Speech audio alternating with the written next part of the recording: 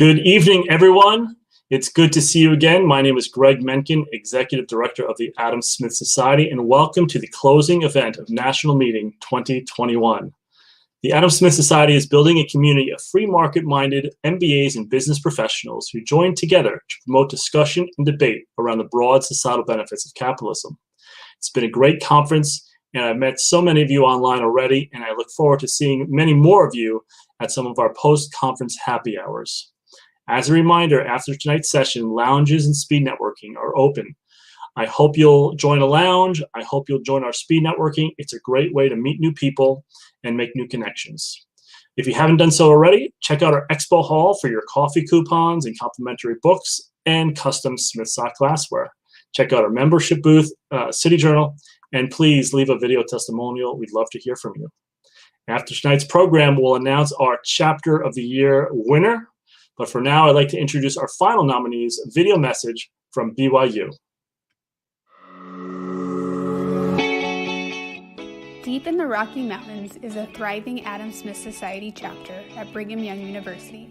The 2021 chapter was led by Angela Smith as president, with Graham Johnson, Kyle Wong, and Jackson Gwynn as vice presidents. The BYU chapter not only met but exceeded many of the goals set this year. We were able to attract 89 students, or 35% of our overall population as members. We also created 6 fantastic events for our students and co-hosted 2 events with both the Stanford and Baylor chapters. Kyle created incredible marketing posters to advertise these events. Graham designed and modeled swag that were a huge hit in our chapter, but our biggest accomplishment was engaging our members. What I loved about the Adam Smith Society was hearing from some of the nation's brightest thinkers. And it was my favorite because we were able to interact with experts, people who have been in the field for many, many years. The BYU chapter is excited to grow even more next year. Congratulations again on the nomination at BYU, and thank you, Chapter President Angela Smith, and to all the chapter leaders there at BYU. Again, we'll announce our Chapter of the Year winner after tonight's session. Congratulations to all of our nominees: BYU Marriott, Chicago Booth, Dartmouth Tuck, and UVA Darden. Tonight, we're talking about one of the most controversial subjects in corporate governance and responsibility today: woke capitalism. Should a company's goal remain shareholder primacy? What does ESG mean for the future of free enterprise? Joining us today, we have a great panel to discuss these issues. Moderating our panel discussion tonight is James Copeland. James Copeland is a senior fellow at the Manhattan Institute and director of legal policy. He's the author of The Unelected. He previously served as a management consultant with McKinsey and law clerk for Ralph K. Winter on the Second Circuit Court of Appeals. He's a director at 2 privately held manufacturing companies.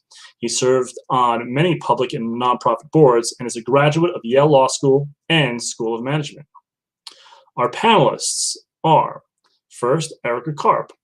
She is the Chief Impact Officer at Pathstone and previously founded Cornerstone Capital Group, an impact investment advisory firm. During 25 plus years on Wall Street, she developed a deep belief in ESG analysis as critical to investing. Previously, Ms. Karp was Managing Director and Head of Global Sector Research at UBS Investment Bank.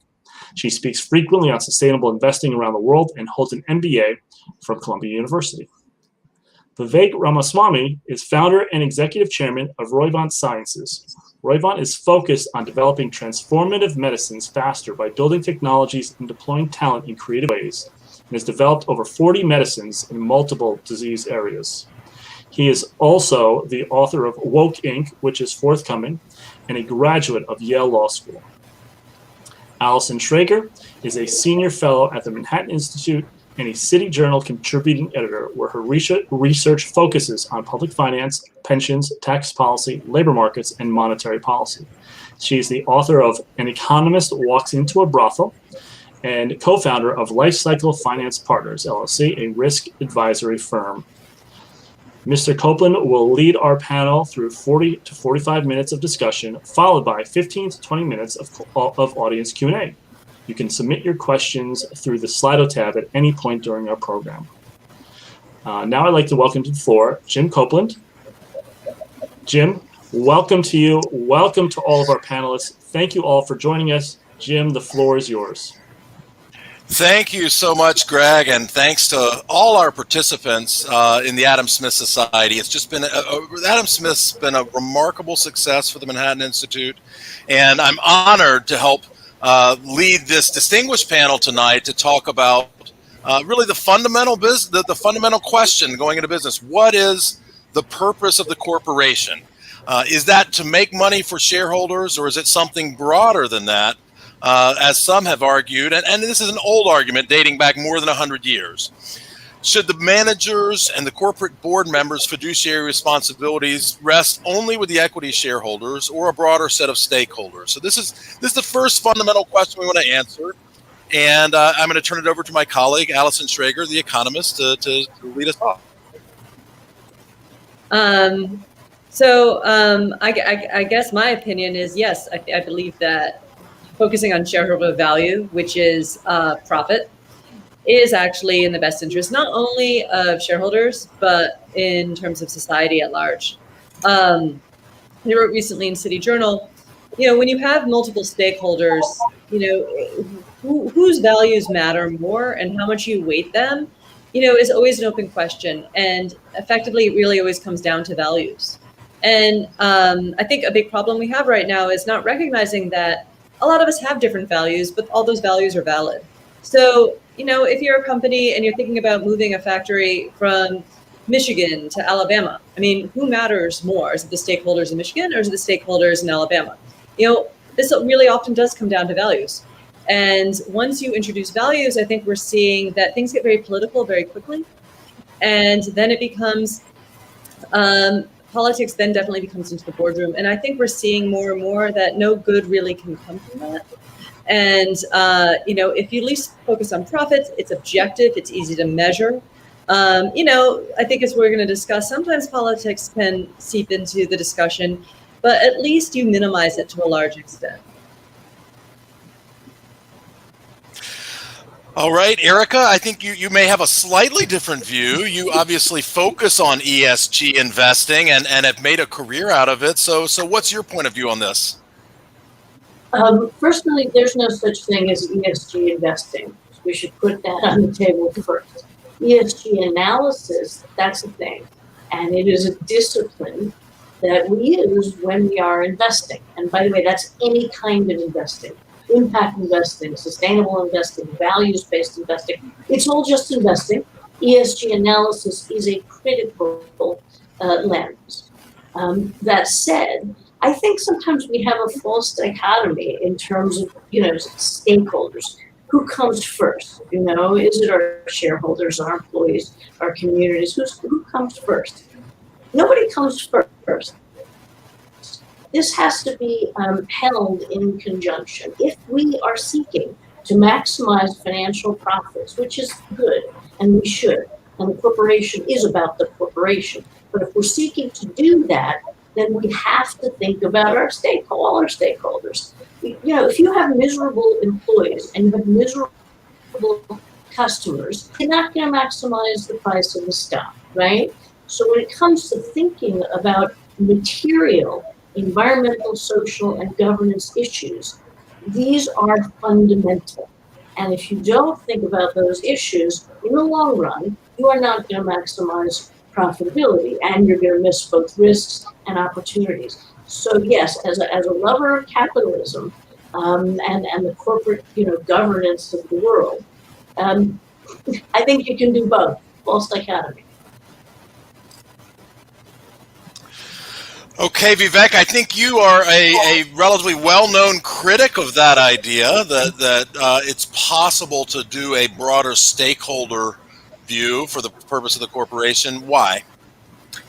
So I'd like to actually say that I agree with Alison's conclusions, but I agree on very different grounds. And so while Alison makes a compelling case that we want to keep politics out of the boardroom, I actually think perhaps the most important and under-discussed consideration in the last couple of years around this debate has actually been keeping corporate power out of the public square in the classical sense of what we mean in an Athenian conception of democracy, the idea that we have a public square where we engage in open debate and deliberation and settle our society's most important moral questions, not through force, not through the use of market power, but through the use of open debate in an idea-based meritocracy where the best ideas rise to the top and where no one's voice is either amplified or silenced based on the number of dollars they wield in the marketplace. And to me, that is the fundamental error of stakeholder capitalism, is that it is actually citizens united on steroids. And it's funny, to me, this is now viewed as a progressive idea because progressives 10 years ago hated the Citizens United ruling because it permitted corporations to exert some influence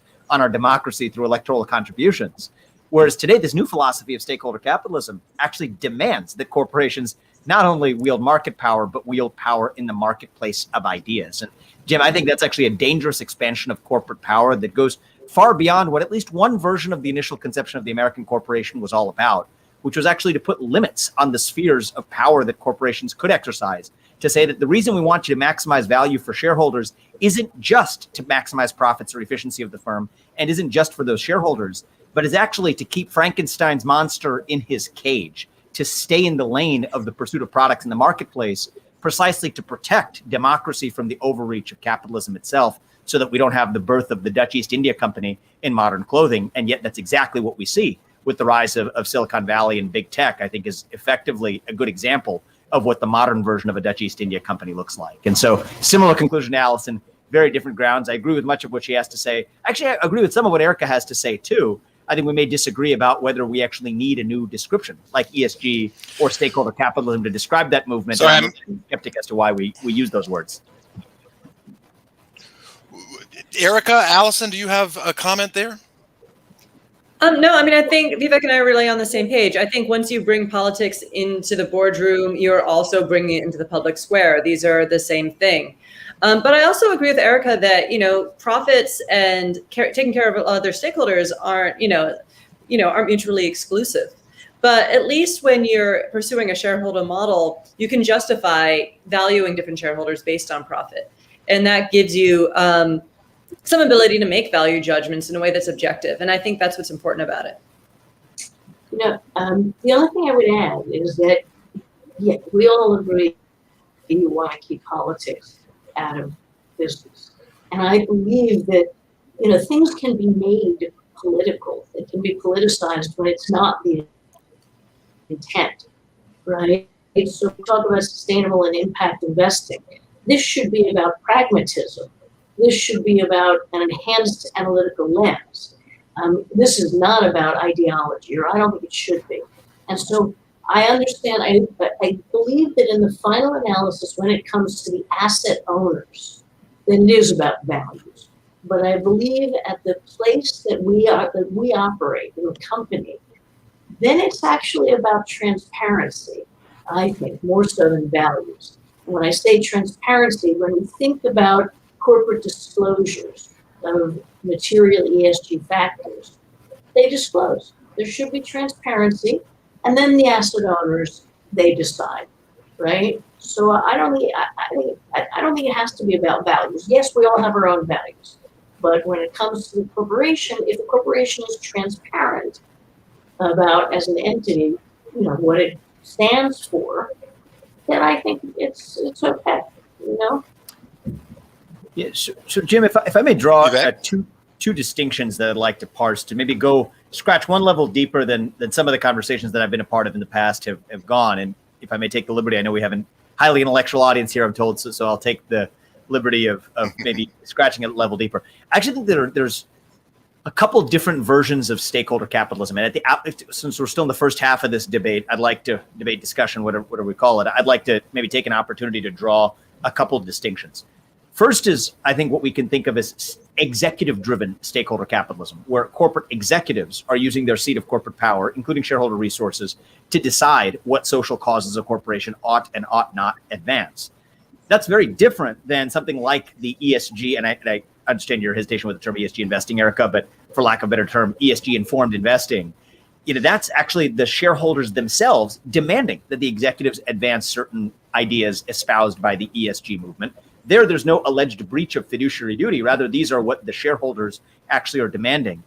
And both of those are different still from the phenomenon of what I call woke consumerism, which is when the consumers themselves are making demands upon the firm and where the old school capitalists in the seat of both the executives and the shareholders may just say, actually, because consumers are demanding it, the thing that we're actually doing is pursuing profit by giving way to this new dialogue about corporations pontificating or even pushing social values. So I think it's really important, wherever you are on this debate, to at least be really precise about where your critique is directed. And I think as a critic of all three forms of stakeholder or woke capitalism, I also want to be the first to say that not all critiques apply equally to each of the forms of this new trend that we're seeing.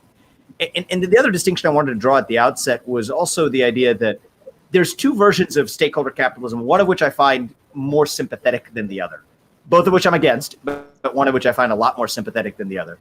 There's sort of the affirmative version of stakeholder capitalism, which is that corporations need to take on affirmative values, write checks to Black Lives Matter, stop climate change today, whatever it is, a social value that somebody thinks is good, to use corporate power to be able to ultimately effectuate that value in our world for the better. That's what I call affirmative stakeholder capitalism. That's really different from what is the negative externality conception of stakeholder capitalism, which is to say that if you're a cigarette manufacturer, if you're Marlboro, and you know there's an addictive ingredient and it isn't illegal to include it, that you should exercise restraint in not including that addictive ingredient if you think it's going to kill more people as a consequence. Basically a do no harm, or at least do less harm principle. I think that's actually a much more sympathetic account of stakeholder capitalism. What we're seeing in the difference between stakeholder capitalism and what I call truly woke capitalism is actually the woke movement effectively says that the distinction between those two conceptions is an illusion, because the negative externalities of capitalism itself are so wrought that the inequities we see, racial disparities, impact on climate change, those are externalities of capitalism itself that corporations themselves have to espouse these new social causes, or else they're actually not addressing their own negative externalities. And so I think that, agree or not, that's, I think, the heart and most intellectually compelling account of the woke supercharged version of stakeholder capitalism that we're seeing on display over the course of the last 6 months. And I sort those things into categories before we started debating them. I think Erico's got something to say. Well, I can't resist because, well, first of all, again, I'm going to go back to the issue of transparency.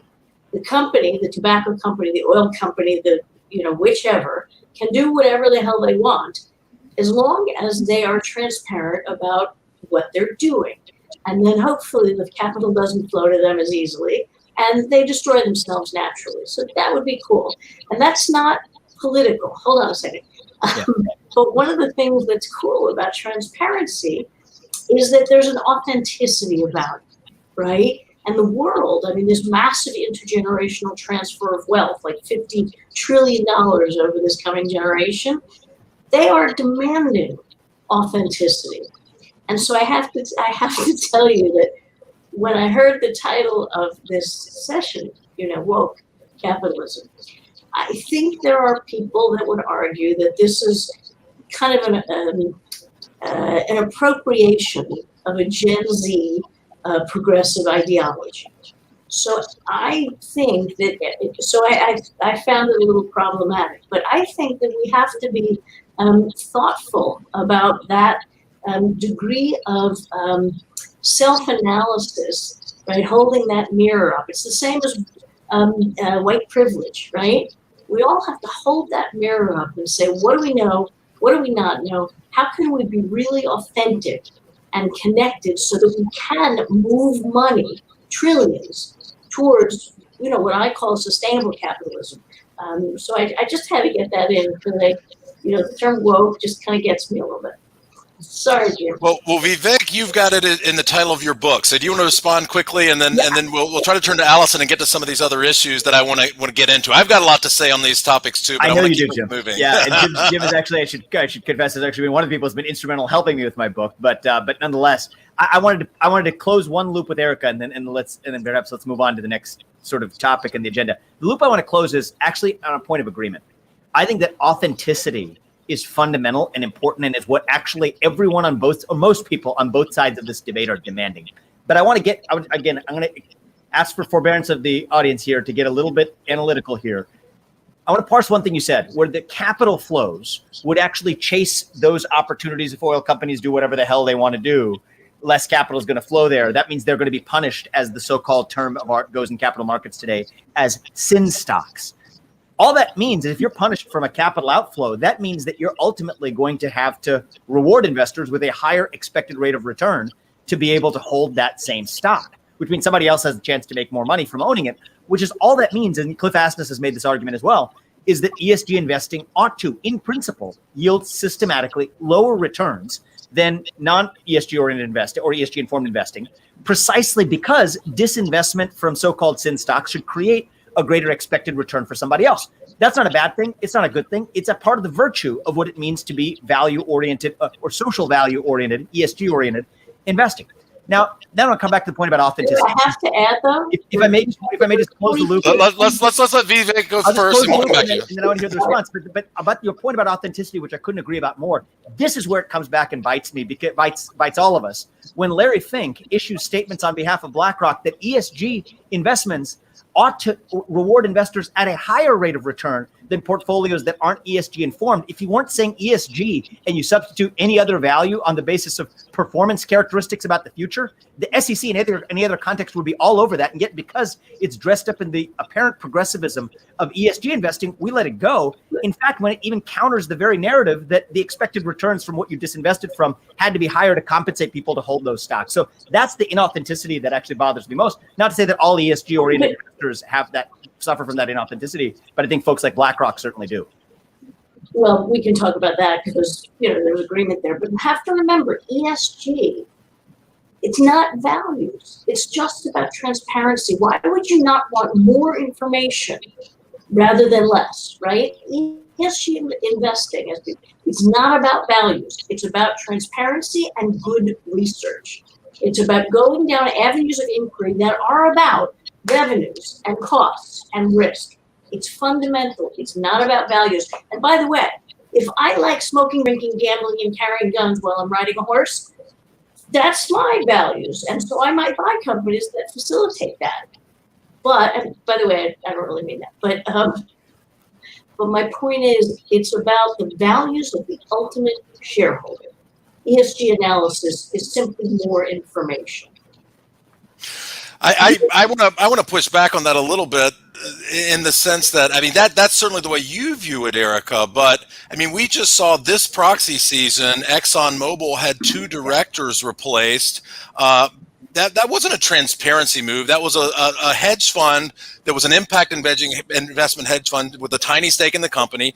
And it was the shareholder voting dominated by proxy advisory firms, of which there are 2 that are largely subject to capture based on the empirical literature by public employee pension funds and social investing funds, and by these massive holders of passive investment wealth who aren't actual stock pickers at all. This is what BlackRock's basic bread and butter is that gives Larry Fink his voting power. They're just checking off the boxes on the S&P 500 according to what Standard & Poor's says. And then because they're the fiduciary owners of all this capital, they're voting shares.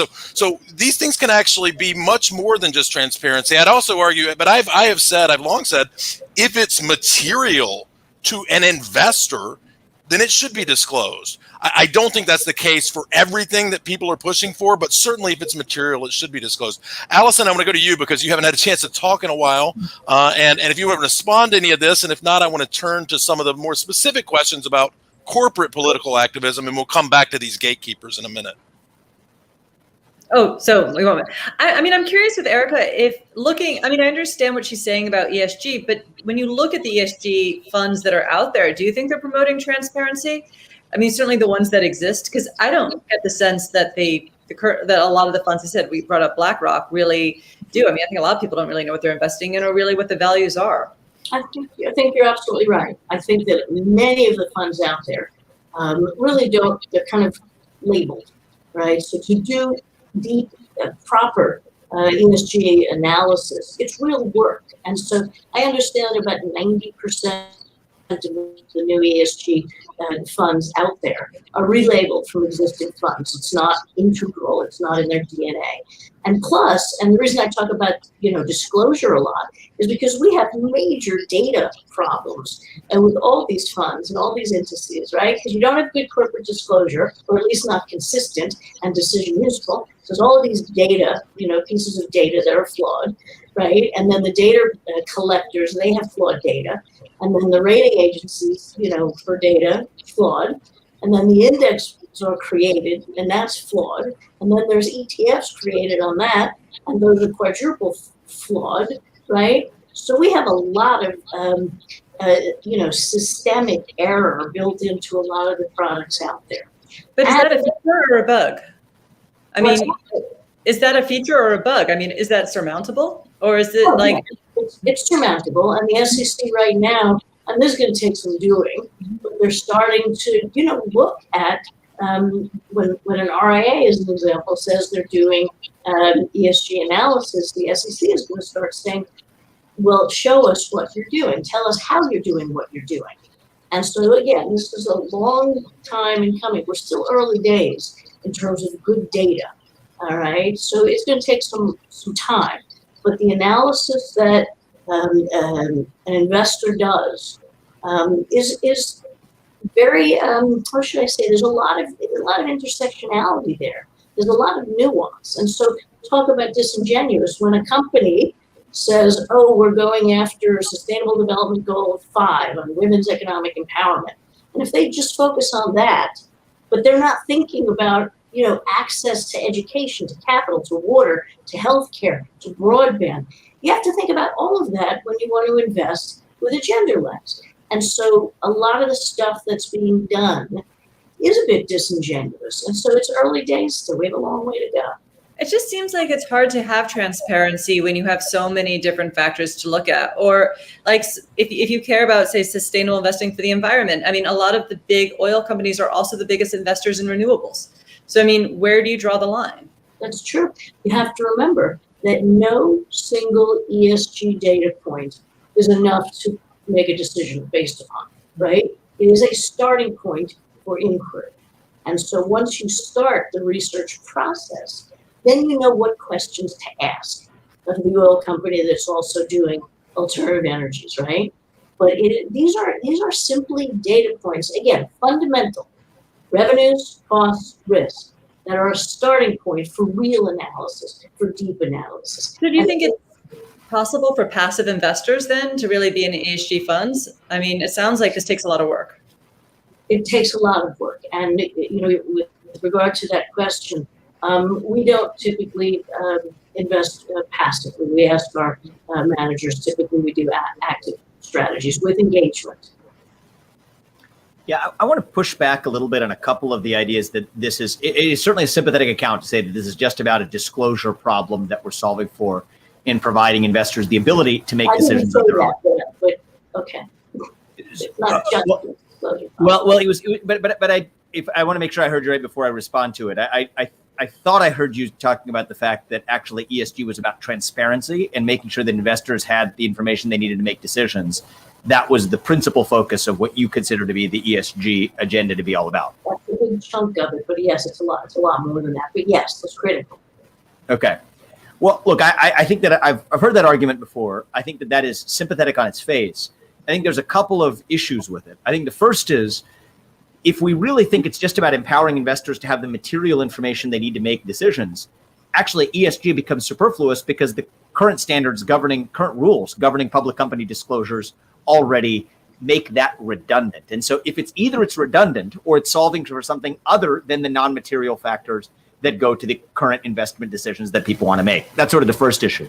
The second issue is that of the full universe of factors that a company could be asked to opine upon, then there's sort of great philosophy on this. The questions that we ask, descriptive questions, are actually normative all the way down, which means that the questions that you choose to emphasize for transparency already reflect the ultimate agenda that is embedded into those questions. Because we could equally ask disclosure from companies about what their linkages are to certain autocratic regimes abroad, or people who source their slave labor from the Xinjiang province. And yet the ESG darlings of today, I think many of whom are pursuing the right environmental, social, or governance factors as defined by the current ESG consensus are still engaging in business practices that may, even on politically left-wing and in other cases apolitical grounds, be deemed to be unsavory business practices that weren't the subject of focus of even disclosure or transparency by the ESG movement, which is why I think the transparency straw man is just that. It's a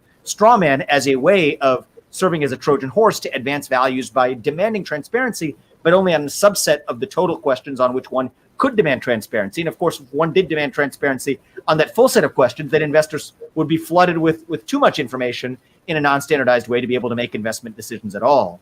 And I think that sort of brings me to the third point, which is why it is, if it were superfluous, that we need these new names at all. And I think part of it is ultimately about empowering the people who come up with the names. Conscious capitalism, stakeholder capitalism, ESG investing. I think that these are effectively tools to consolidate power, and there are fees being charged on this by the day. The diversity industrial complex, the DEI industry, is a multi-tens of billions of dollar industry and rapidly growing, as are ESG advisors, as are the fees charged on non-passive index funds, non-passive mutual funds that are alternatives to index funds. And I think that this ends up collectively becoming either superfluous or, worse than superfluous, the defining scam of our time, because it's one that, unlike other scams, not only robs people of their everyday money, but robs them of their voice and their identity. And if we're to bring the transparency issue full circle, let's go back to that Exxon example that Jim raised, which is the fact that actually, if people really knew, I'm gonna make an assertion here. It's not supported by data that I'm offering on this call, but I'm offering an assertion that I believe would be supported by data if borne out. If everyone who actually invested in a fund controlled by BlackRock that held Exxon shares in its fund knew what BlackRock's full Sustainability Accounting Standards Board, its SASB, actually stood for, they would not want to have their shares voted in the same way that BlackRock voted their shares. And yet, the single decisive factor in that proxy battle was, of course, when BlackRock decided that it was going to support the activist agenda, the card had already been played, and the decision was foreordained. And so I think actually we can't talk transparency out of both sides of our mouth. If we're actually going to talk about transparency, then we can only do it under conditions where the people who entrust institutions like BlackRock to look after their own personal assets, their money, with a fiduciary duty of the highest order, not a CEO shareholder fiduciary duty, but a custodian of capital, like holder of dollars kind of highest order fiduciary duty, are actually voting the interests of the people who actually want it. That's the only place where we're going to have sufficient transparency in order for the remainder of the transparency-based argument to hold water at all. So I know there was a lot there, but I had a lot to unpack. Responses. Erica, you got something to say? He was challenging. He was challenging a friendly challenge to the notion of transparency, saying, I mean, we already require material disclosures. That's what the securities laws do and the regulations do. So, isn't this superfluous, or is it just window dressing and marketing and what have you? And shouldn't the funds themselves be more transparent, right? Yes. By the way, your very first sentence, that is exactly the point. The Supreme Court's definition of materiality, right? Would someone make a decision based on this piece of data? Well, what is material is, what's at hand here. Is the safety track record of a chemical company or a shipping company, is that material to their ultimate economic outcomes, right? Is governance on whether it's data privacy or regulatory compliance, is that relative to a financial services company or a tech services company? Absolutely. So basically the issue is what is material and what is not. And yes, the Supreme Court has already opined on that. So we're good on that. But this is about corporate disclosure around stuff that affects other people and the planet, other people's lives, right? So you don't have to disclose on everything. The Global Reporting Initiative has there were hundreds of disclosures, right? SASB, which you mentioned, it's much more skinny down by sector. It's a pragmatic U.S. implementation of the GRI, which is arguably a gold standard. It is pragmatic, right? So there's a few things. And by the way, again, at the beginning of your comments, you commented about ESG being related to values. It is not about values. It's about analysis. And initially, one of the the first things I said is that there's no such thing as ESG investing or sustainable or impact or values-based or double bottom line, triple bottom line. It is just investing, right? And so we want to be better investors. And so that's why you want to look at ESG factors. And by the way, when you think about labels, think about what did we used to have, the BRIC economies, right? Brazil, Russia, India, China, BRIC. They have nothing to do with each other, right? There's no relationship. It was just a label.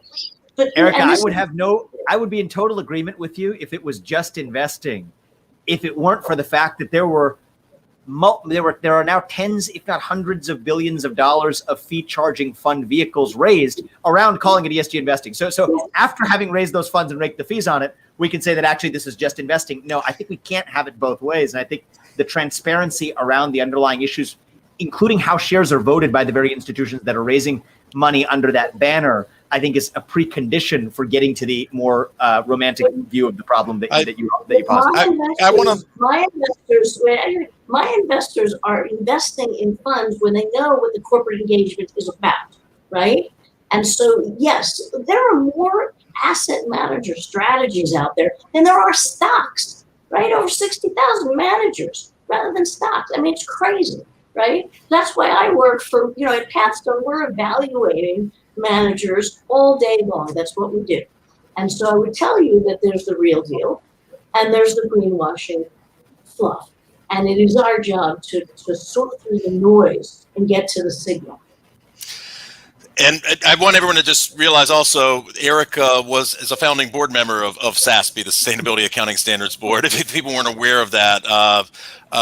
Want to turn just a little bit to the parameters of corporate political activism, because I think all of you have sort of said it shouldn't be about politics. You just have a different view of what that means. But what are the parameters here? I mean, if a company thinks going woke will sell more product, why shouldn't they be able to do that? Or should businesses stand up for free market principles, even if it hurts them and costs them profits? What are the parameters here, and how do we view this? Vivek, you've talked about in an international context. I mean, people here get upset. Wow, the companies are going hard on U.S. states that pass this or that law that seem offensive, but they're not nearly as offensive as some of these foreign governments that the companies say nothing about. I mean, the NBA is sort of a classic example of this. The playoffs are going now, and heaven forbid anyone criticizes China in the NBA, or if you're an actor in a movie, you've got to apologize quickly.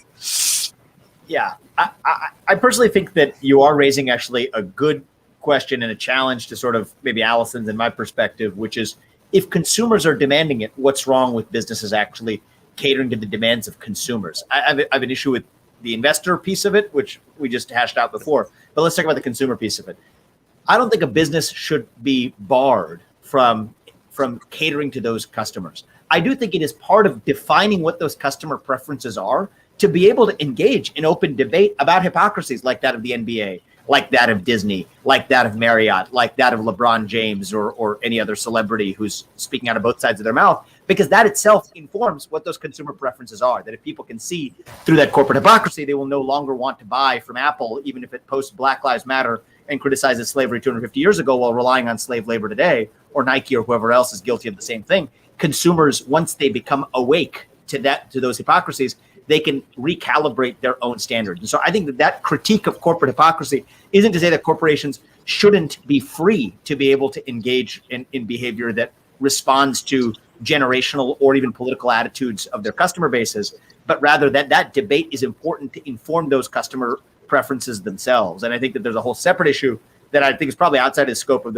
this panel. There's certainly an issue that I touch in my book, that I also think that there's just a cultural phenomenon that we need to reflect on in American society at present about a new generation of consumers, of citizens really, that are hungry for a cause and used to have that hunger for a cause satisfied by things like patriotism and faith and hard work. And as those basic notions have disappeared or at least receded in our culture, they are latching on to moralism, even as presented by consumerism, as a way of filling that void. And companies are then able to exploit that void, much as a Virginia Slims advertiser might have exploited teenage girls in the 1990s, such as corporate America exploiting the moral frailties of an entire generation of citizens and buyers today. But that's a separate topic. How about you, Allison? What do you view the parameters here for corporate, political engagement that may, comport with their desire to maximize profits for their shareholders?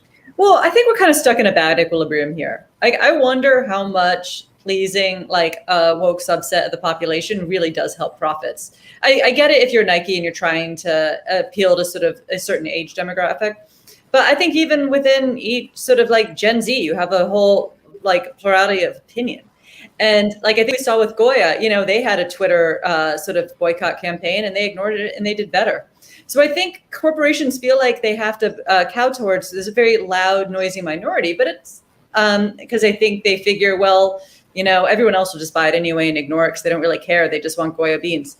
But I wonder if really it does serve profits and they're in a sort of a bad place now where if everyone else is pleasing them, they feel like they have to too.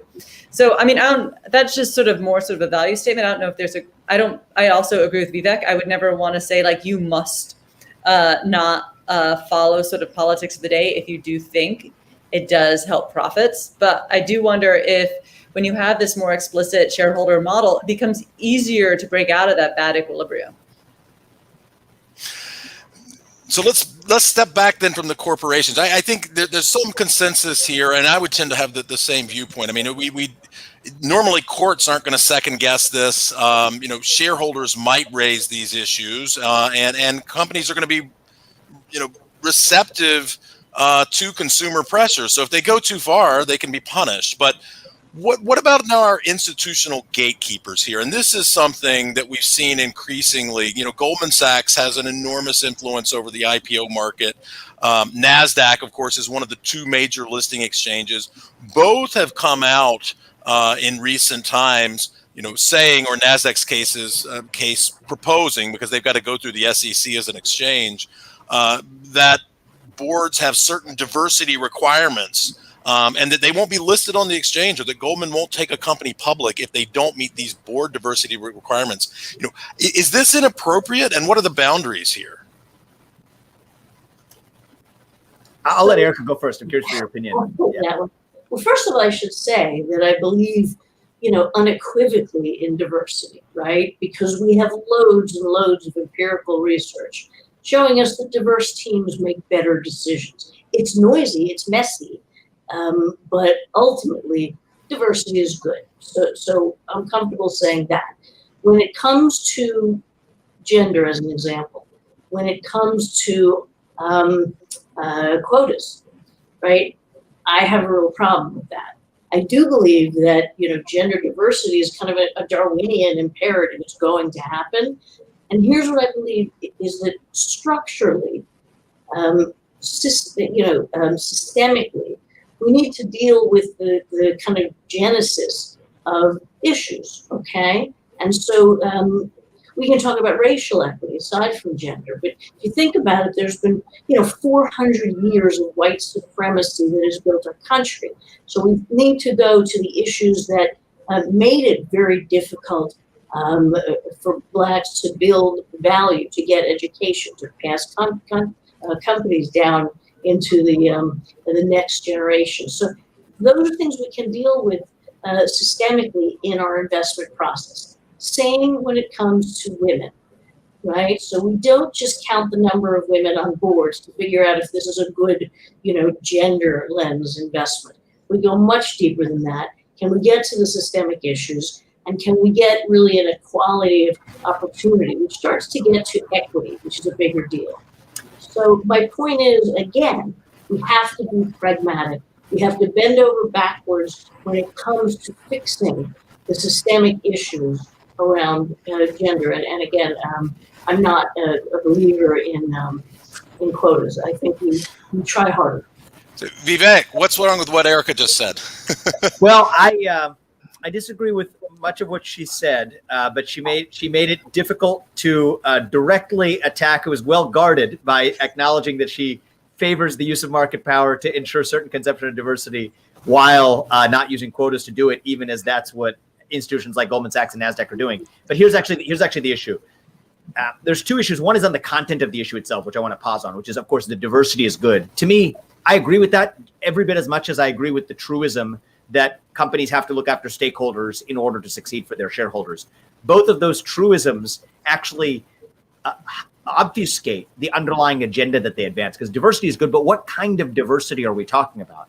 I personally believe, that those are my own experiences, that in the name of diversity, we've actually sacrificed true diversity of thought. And instead, we would rather have a visible tableau of diversity of people who actually think more or less similarly to one another, by instead looking different from one another based on the genetic attributes that we inherit. And so I think that that sacrifice of diversity of thought in the name of advancing diversity of thought is actually one of the great sacrifices in the new modern diversity movement. And by the way, we have to make sure that I agree with you completely. That kind of diversity is not what we're looking for. It's not. Yeah. But I think that if that were really the case and we were serious about that, we would be talking about axes of diversity other than just racial and gender diversity. I personally think that political diversity and political viewpoint isn't a perfect proxy for diversity in one's perspective in making business decisions, but it might very well be a better proxy than race or gender. Same goes for the economic background of somebody's own upbringing, of under what conditions they grew up. And for me, a guy who grew up in a middle-class household, went to Harvard and then Yale, and my neighbor who was black, and my neighbor on the other side who was white, the three of us probably have more similar perspectives and experiences than not if we all went through those same experiences. And yet we would together, as long as we had sufficiently diverse races and genders, would count as diverse for the purpose of a board. Yet a straight white male from middle Iowa who suffered from the opioid epidemic might add diversity and have a different perspective on a pharmaceutical company's board. But that may not be the kind of diversity that Purdue Pharma wants on its board, for example. And so I think that's sort of one issue on the content of it. And then I think the use of the market power is the totally separate point. Is what I view as an abuse of regulatorily ordained, legally ordained market power, oligopolistic power by the government endowed on institutions like Goldman Sachs to NASDAQ that get to be regulatorily enhanced gatekeepers for deciding which companies go public or not, using that market power to not just exercise greater power in the marketplace, which is itself a problem, but to exercise greater power in this marketplace of ideas about the very debate that we're having. Let's let Allison talk, because Allison hasn't weighed in here. I want to give her a shot here to talk about it. Yeah, I'm more sympathetic to what Vivek's saying, because, I mean, what's the purpose of a corporate board? It's supposed to be, just sort of spot risks, spot sort of sources of vulnerabilities. And I think you need a diverse worldview really to do that effectively. You want people who bring different things to the table. And as I said, if you are seeking out people who look different but don't think different, you're not going to achieve that. And I mean, I said, like Erica, I'm not personally a big fan of quotas. I think it's better. Certainly, I think you can argue, and I think I'm sympathetic to the idea that we want to sort of build a pipeline. So when we're building a board, you have a very diverse looking group of people to choose from. But I think your first and foremost should be having a diversity of opinion, a diversity of viewpoints, a diversity of life experience, so you can do what a board needs to do, which is, as I said, spot risks, spot vulnerabilities, all those sorts of things. By the way, here's where you have the systemic problem in that the way boards are typically selected, right?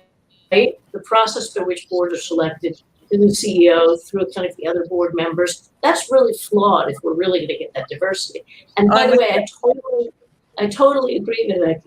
When we didn't even talk about people with disabilities, we didn't talk about LGBTQI diversity. There's so much that is less visible. And I would argue, as someone who's been on a lot of boards, the diversity of thought matters. And if you're talking about a corporate board, the most important diversity of thought is different industries, different skill sets like law, finance, accounting, marketing, strategy, and you've got to have that on the board. And these other questions. I mean, I don't think the corporate boardroom is the place to remediate centuries-old imbalances and early education imbalances in American society. I want to pull up some of the audience questions. Those of you who have further, because I want to make sure we get the audience involved here. We've got a couple good questions from the audience. One of those is, this looks like this has been a really fairly radical shift almost overnight. And what accounts for this? I mean, the universities, I went to university some time ago.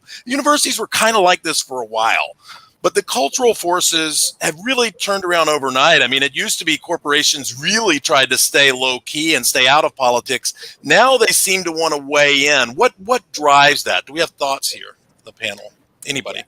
I have three waves of thoughts, and I've been spending the last year and a half writing Woke Inc., which meditates on some of these issues. I think there was three main catalysts. One was the 2008 financial crisis, coming out of which the corporations, in the eyes of the old left, were the bad guys who wanted to redistribute corporate power, money from corporate power to poor people. That's what Occupy Wall Street wanted. This is actually a very convenient way to marry the new woke progressive movement instead as a way of putting Occupy Wall Street up for adoption, and instead volunteering to use and market power to advance these woke values.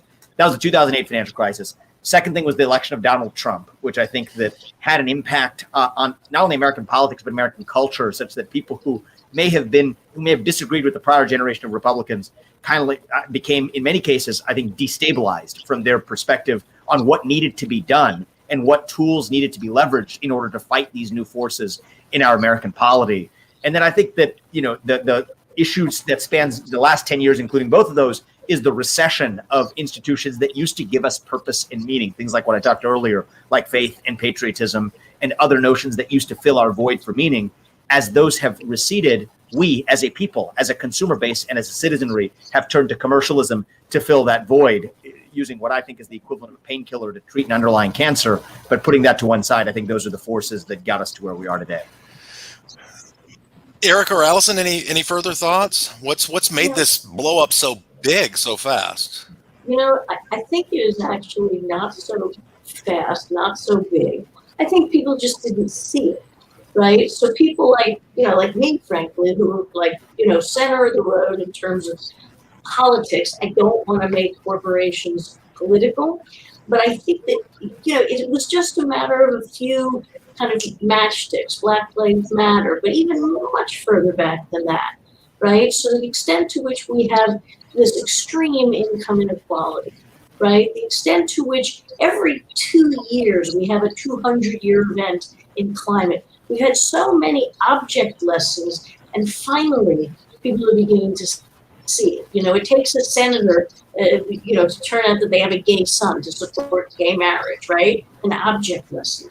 So I think what we're going to see is this is going to be kind of a pendulum. I think it's going to go back and forth. And right now we're in a place where there's a lot of volume. And one thing, just to get what we talked about, Allison, before, that sometimes companies might cater to small but very loud and noisy voices. You know what? It's those loud and noisy voices, like Margaret Mead said, small groups of people make huge differences. You need those catalytic voices, right? And we have a lot of them lately, so it's a huge uptick in activity. What I would also say is one term that we have almost not used at all in this discussion is long term, right? So much of what happens, we just look at what's going on today. That's not okay. So in the longer term, we're going to see these fundamental issues, and yes, I'll say ESG factors, we're going to see them become material. Right now, some of them might be pre-financial. They're not yet financial. So again, that term long term, pretty important. Sure. Of course, we always would discount those as well if we're thinking about it financially. Allison, if you got something further, and I've got another audience question I want to bring up. Yeah, just quickly, I agree with Erica that this was brewing longer than we realized. I think what we're having is just everyone, corporate on down, just afraid to sort of realize any risk. And I think they think by pleasing this loud, noisy minority who also doesn't want to ever be offended by anyone, and everyone's afraid of offending them, I think it just speaks to a high level of risk aversion all around. And I think that's been building for a long time. And for a variety of reasons that Vivek raised, I think we became a lot more risk averse a lot faster. Yeah, one thing I would say, and one of our questioners sort of asked this, I do think there's a regulatory overlay here, both from government top-down regulators, and we've seen enormous shifts at the Justice Department and how they handle corporations. I've done a lot of research on this, but also, of course, we've got the long-running issue of the plaintiff's bar, which was brought up by one of our questioners. I do think that these sorts of things create that sort of climate of risk aversion, and the people that start shaping these corporate policies. I also think a lot of it has to do with employee base rising up that came through these universities and getting more prominence, and a lot of this is employee driven. Yeah, I want to go. We've got another question from the audience. I want to put this to Vivek, who's been a CEO himself. Does stakeholder capitalism increase cronyism within a company? Within a company is complicated. I think it does, but I actually think that the place where it increases cronyism actually is in relationship to the government. So the obvious form of cronyism, where I think that, to use a Goldman Sachs example from earlier, it was no accident to me that they issued their diversity edict at a time when Bernie Sanders and Elizabeth Warren were frontrunners in the Democratic primary, and it was widely believed that one of them had a very good chance of becoming the president of the United States, because Goldman Sachs' historical practice of cronyism was to place an alumnus of its organization in the seat of U.S. Treasury Secretary, which it had been particularly adept at doing in ways that had paid off, including in the post-2008 bailout. But now they were potentially contending with candidates that would not be able to accept that currency. And so they just chose to tithe in a new progressive or woke progressive, currency instead. So I think that there's crony capitalism 1.0, which is effectively using corporations capturing government to advance their own ends. But there's a new crony capitalism 2.0 that is actually enabled by this new brand of stakeholder capitalism, which works in reverse, which is actually where government is able to do through the back door using private companies what they could not do directly through the front door under the Congress or through the halls of Congress, under the Constitution or through the halls of Congress. I'll just give you 3 examples right off the bat. I think that is part of what's going on with big tech censorship online today, where actually you have every few months, these guys call big tech CEOs and say, we want you to censor hate speech and misinformation as we, the party in power, define it. When these guys go back to the other coast and do it, they're effectively doing the bidding of big government, because they're threatening them and saying that we're going to come after you with regulation and reprisal and breakups unless you go out and do this thing. It's actually government's actually able to turn these companies into pawns. And we see the same thing with respect to even what we saw in the Obama administration that's coming back in the Biden administration, where there are settlements actually with those big banks. To use the 2008 example, there was tens of billions of dollars of settlements, and yet tens of billions of dollars in settlements were actually never paid by these companies. They paid a small fraction of that sum because they were able to get more than one-to-one offsets by funding left-wing nonprofit groups like La Raza, like the National Urban League, put out nice press releases. Much better to fund those groups than it is to pay a fine to the DOJ and actually pay less money as a consequence. Those are actually tax-deductible dollars as well. And yet the U.S. taxpayers end up actually holding less in the public fisc than they were owed under those actual settlements that were entered into. And so that's what I think this new two-way street of stakeholder capitalism is all about, where John Kerry, even very recently, was boasting about being able to leverage his relationships with big bank CEOs to get them to sign on to the climate initiatives or to a climate pledge that actually was effectuating an agenda they could have never passed through the front door of Congress. They're actually able to turn private companies into pawns and Trojan horses. And that's not just the U.S. government, by the way. It is the Chinese government. It is the Saudi Arabian government, because once we have turned corporations into pawns, it's just a matter of who's actually moving the pieces. There's definitely backdoor end runs around the constitutional lawmaking process. I talk about this in chapter 13 of my book, The Unelected, How an Unaccountable Elite is Governing America.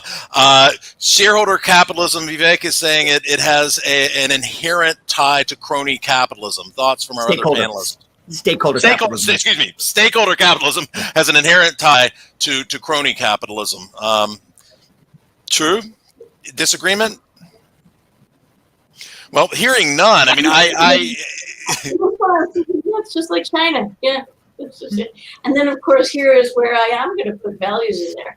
I am extremely pleased that we're going to twist arms on corporates because of, climate change. So that's values, injected in there. But yes, I kind of agree with what you're saying.